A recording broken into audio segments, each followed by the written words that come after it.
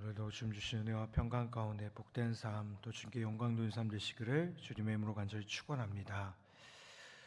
경건이 마치 사람의 능력인 것처럼 착각하고 교만한 마음을 품는 것은 극히 위험한 것임을 보게 됩니다.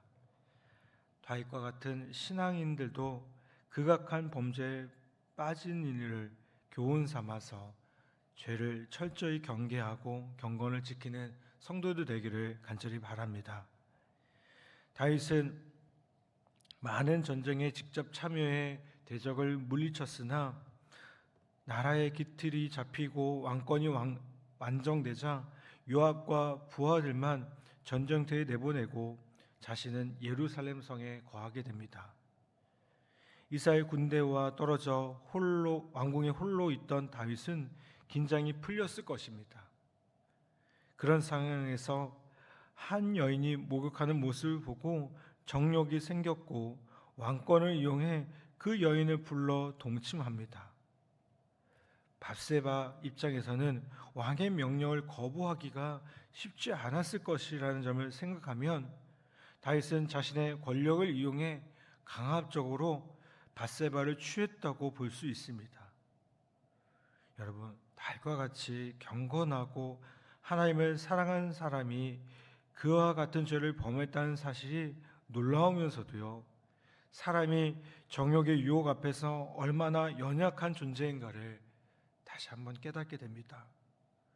그 순간 다윗의 마음에 하나님의 존재가 잠시 사라지고 마귀의 달콤한 유혹만이 가득했던 것입니다. 이는 마치 에덴 동산에서 사탄이 아담과 하와를 유혹해 하나님의 법을 어기게 만든 상황과 같은 것임을 보게 됩니다.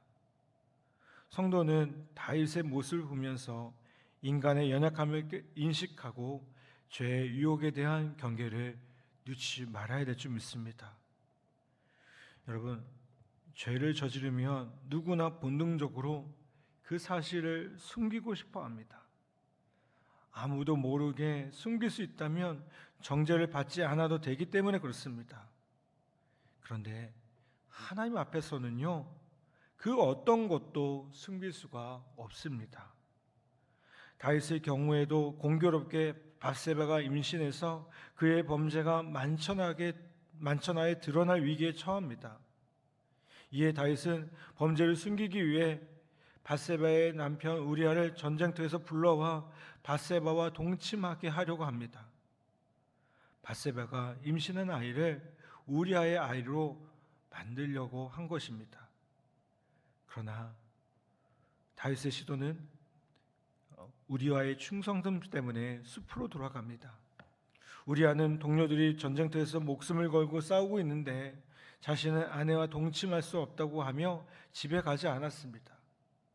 다윗은 범죄를 은폐하려고 했지만 하나님이 그의 행위를 용납하지 않으셔서 실패로 돌아갔던 것입니다. 여러분, 성도는 하나님 앞에서는 어떠한 것도 숨길 수 없다는 단순한 진리를 망각하지 말고 자신의 허물과 죄를 숨기려는 어리석은 시도를 하지 말아야 될 줄 믿습니다. 다윗이 지은 시들을 보면 그가 하나님을 얼마나 사랑했는지를 알 수가 있습니다. 그런데 밧세바와 간음하고 범죄를 은폐하려는 동안에는 하나님과 완전히 단절되었음을 보게 됩니다. 그 시간에는 하나님 대신 사탄이 그에게 영향을 미치고요, 또 다른 범죄를 계획하게 만들었습니다. 그때 다윗은 양심이 마비되고요, 영적인 맹인이 되었던 것입니다. 자신의 죄를 덮기 위해 온갖 비열한 방법을 동원하는 추한 모습에서 하나님을 떠난 인간의 비참한 모습을 다시 한번 발견하게 됩니다. 여러분, 성도는 다윗의 이러한 모습을 통해 범죄가 가져오는 영적 폐해가 막대함을 인식하고요, 언제나 성령 충만함을 유지함으로 범죄의 유혹을 물리치고 하나님과 동행하는 복된 삶을 살아가야 될 줄 믿습니다. 여러분, 평생 경건한 삶을 살아갔던 다윗도 한순간의 유혹에 빠져 하나님으로부터 단절되었을 때 더 깊은 죄의 늪에 빠지게 됩니다. 여러분, 성도는 자신이 그렇게 연약한 존재임을 인식하고 더욱 하나님을 가까이 하고 그분의 은혜를 의지하고 말씀과 기도 생활에 힘쓰며 죄의 유혹을 물리쳐야 될 줄 믿습니다. 다시 한번 우리에게 주어지는 그 어떤 유혹도 다시 한번 말씀과 기도로 넉넉히 이겨나가는 우리 모든 성도들 되시기를 주님의 이름으로 간절히 부탁을 드립니다.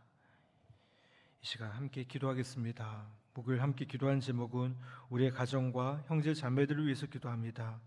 하나님의 보호하심 평안이 우리의 가정 가운데 항상 임하기를 소망하며 함께 기도해 주시길 부탁을 드립니다.